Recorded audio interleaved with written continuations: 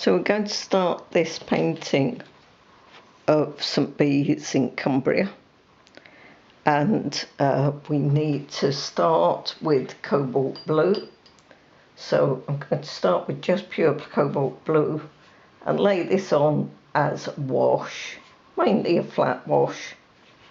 Remember that a wash is not a raise. It's not essential for me to get right the way across. Probably better for me to go back to my paint and keep that paint nice and wet. So we're going to come down with this wash, just allowing the paint to follow us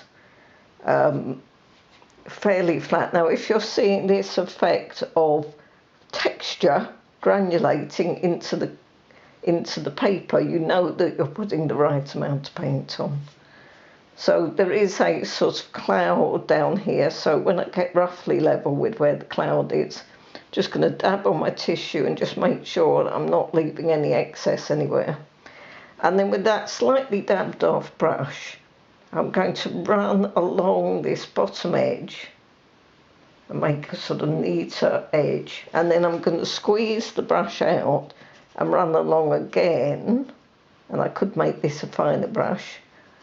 And the squeezed out brush will lift the paint out, possibly a little bit larger than it needs to be. And you'll see it makes a soft edge.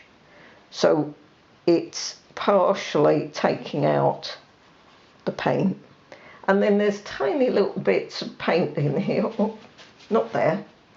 But there's little runs of sort of blue through here. And there's a little bit of idea of shadow just above the hillside. So what I'm going to do is just run this in. Don't have to be that neat to my bottom edge.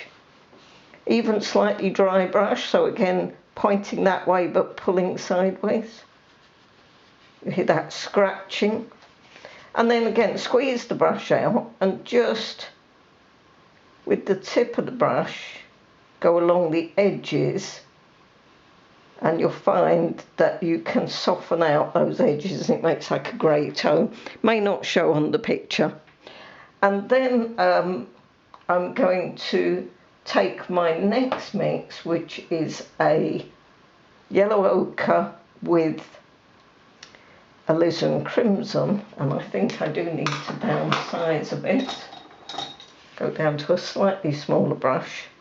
So I'm ignoring the hillside and I'm filling in that sandy area.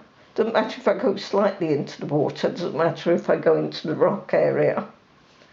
And I'm going to put that colour on. Again, making sure your brush is nice and wet, being nice and neat to that hillside edge.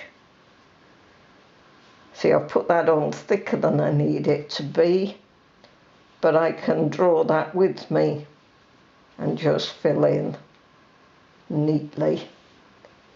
And as I finish that, I'm going to go into my cobalt blue. So I'm going to make it paler than it was in the sky. And again, I'll possibly switch brushes. So we want this area more pale, and we're taking this tone even over where there will be rock, so you really do want it to be pale.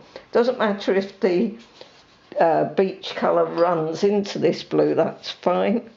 Come down, just make sure everything is wet. A little bit of the blue coming down to where these rocks gradually appear, and again the blue's going over the rock because it's very pale. And then right at the front, I'm going to bring that beach colour in again and bring that up to the water. So the two will have a blurry edge where they meet. And the only thing that won't be painted is the white of the sky here, cloud, the white where the hillside will be. Now, I do have a small watermark forming at the top. Most important thing, don't fiddle. You've just got to allow these things to happen. And when I come back next time, I will show you how to correct anything like this that occurs. That's your first bit.